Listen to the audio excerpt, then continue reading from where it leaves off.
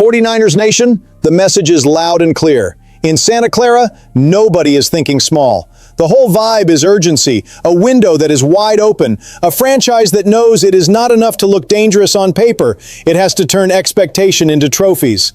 And when multiple moves start pointing in the same direction, the read changes.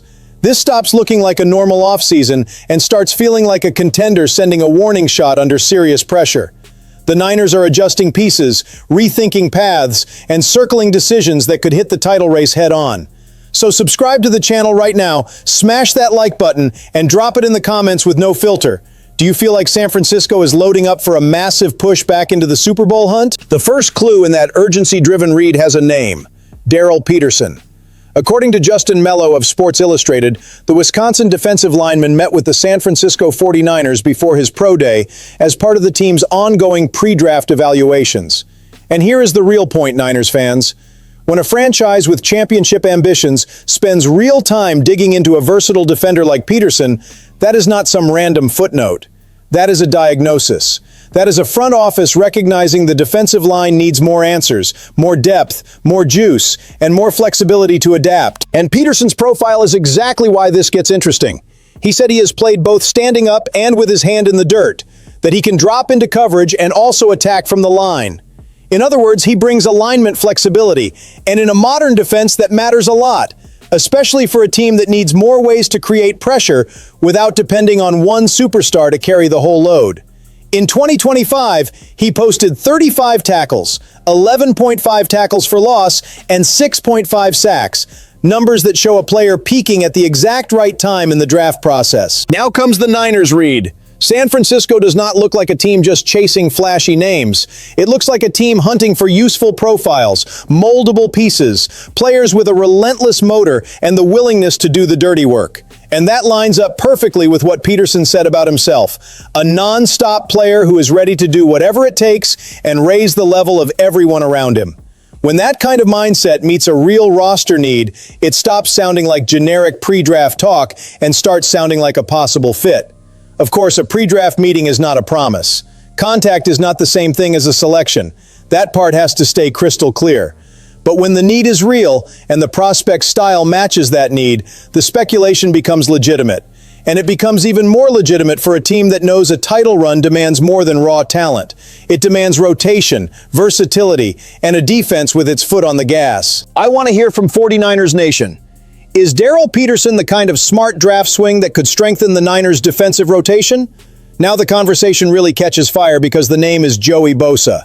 And when that name starts orbiting around the 49ers, the fan reaction is instant. According to Saad Yousuf of The Athletic, Joey Bosa is viewed as a strong possible fit for San Francisco as the team keeps exploring ways to boost its pass rush. And honestly, the fact that this possibility is still alive tells you everything. This franchise knows exactly where the pressure point is. Last season's numbers are brutal. The 49ers finished with just 20 sacks, the fewest in the entire NFL. For a team with Super Bowl ambitions, that is unacceptable. And the problem gets even bigger when you factor in the physical and structural reality of the room. Nick Bosa is coming off another serious ACL injury. Mikael Williams, a first-round pick, also suffered an ACL tear last season. Bryce Huff retired abruptly in the offseason. So this is not about luxury. This is about a real, urgent, dangerous need for any contender trying to survive deep into January. That is where Joey Bosa becomes fascinating. At 30 years old, he is no longer living at the absolute peak of his career. And it is also true that he has not hit double-digit sacks since 2021. Over the last 2 seasons, he has posted 5 sacks in each. So the honest debate has to happen. Is Joey Bosa still a full-scale answer, or is he now more of a situational impact piece? That is a fair question. But there is another side to this story, and it matters too. In 2025 with the Buffalo Bills, he played in 15 games, his most since 2021. And beyond the 5 sacks, he led the league with 5 forced fumbles. That tells you the explosion is not gone. The instinct is not gone. The ability to wreck a play is still very much alive. And yes, the Nick Bosa factor matters, not as some empty marketing gimmick, but as real competitive and emotional fuel. Putting the Bosa brothers on the same defensive front would inject identity, pressure, and violence into a unit that desperately needs to intimidate again. If that move actually happens, tell me in the comments, do you see Joey Bosa as a real weapon in the title chase, or as a huge name that might deliver less than the hype? From where I sit, San Francisco cannot afford to think small here. If Joey Bosa arrives in the right role, at the right price, and in the right rotation, this has all the energy of a contender trying to answer now, not later. And now we get to the storyline that hits memory, identity, and emotion all at once. The possibility of a reunion between Deebo Samuel and the 49ers. Right now, that is still just speculation, and it has to be treated that way. Deebo Samuel remains unsigned after his one-year stint in Washington, and Richard Sherman said on his podcast that San Francisco would be the most logical destination. His point was direct.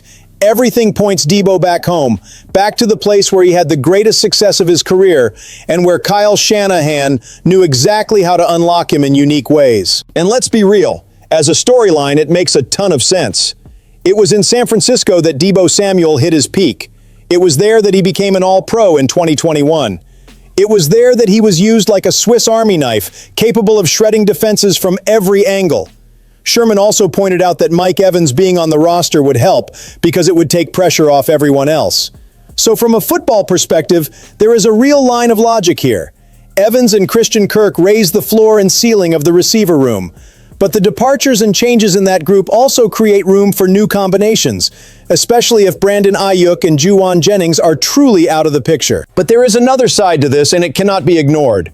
The breakup between Deebo and the Niners was rough. There was a trade request, tension, and a real split. So a beautiful reunion in theory does not mean an automatic reconciliation in reality. And beyond that, even if he came back, Deebo Samuel probably would not have the same featured role he once had.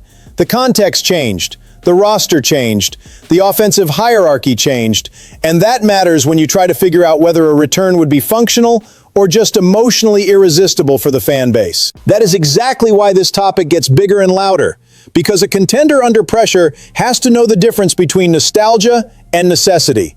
If Deebo comes back to be a complementary weapon, a situational chess piece, a player who can create impact in specific packages, then the conversation shifts. Then it stops being an old movie and starts looking like a smart adjustment. But if the idea is to believe he is just going to step back into the old role and turn back the clock, then that feels more like desire than planning. I want to hear from Niners fans. Would you be all in on a Deebo Samuel return as a real boost to this title window? Or do you think that chapter in Santa Clara already belongs to the past? If the other storylines show what the 49ers are trying to add, the Ricky Pearsall situation shows what this team desperately needs to finally get from within. And here, the pressure is all the way up. Heading into the 2026 season, Pearsall is arriving at that point where promise alone is not enough anymore. The conversation around him has changed. This is no longer about flashes, upside, or athletic tools. This is about availability, consistency, and real impact on a team chasing a championship and running out of patience. Dante Whitner summed that up perfectly on the Grit Code podcast. He acknowledged that Ricky Pearsall has shown real traits, separation ability, and some intriguing flashes, but he hammered home the main point. Availability is the #1 trait for any professional athlete, and there is really no escaping that. Pearsall endured horrific personal adversity after being shot, something obviously beyond his control. But he also stacked up missed time with physical issues like a PCL injury, knee trouble, ankle problems, and an overall broken rhythm. For a player entering year 3, that hits hard in the eyes of the organization. The numbers show talent, but they also show interruption. In 2024, he appeared in 11 games and put up 400 yards with 3 touchdowns. In 2025, he had 528 receiving yards in just 9 games. So yes, there is enough evidence to believe he could produce at a much higher level if he could just stay on the field consistently. And that is the heart of the pressure. Nobody in Santa Clara needs to be convinced that Ricky Pearsall can play. The question now is whether he can hold up through a full season as a trustworthy piece in a contender's offense. And the competition around him only turns up the heat. With Mike Evans and Christian Kirk coming in, with major changes in the receiver room, and with the franchise evaluating the long-term future of the position, 2026 becomes a full-blown competitive trial for Pearsall. That is not exaggeration. This is the kind of season that can either launch a player into the core of the project or stamp him as someone the team could never fully trust. So sound off right now. Can Ricky Pearsall still establish himself as an important piece for the Niners, or is 2026 the last real shot to prove he belongs at the center of this title push? What all these signals show is simple. The 49ers are operating like a franchise that knows the championship window waits for nobody. There is draft evaluation, there is big-name speculation, there is reunion talk, and there is serious pressure on players already in the building. Every piece points in the same direction. San Francisco knows it has to get stronger, deeper, and more battle-ready to survive the pressure of a true contender season. That is exactly why this Niners offseason is anything but empty noise. Now, I want to hear from 49ers Nation. Which one of these moves could shake up the title race the most?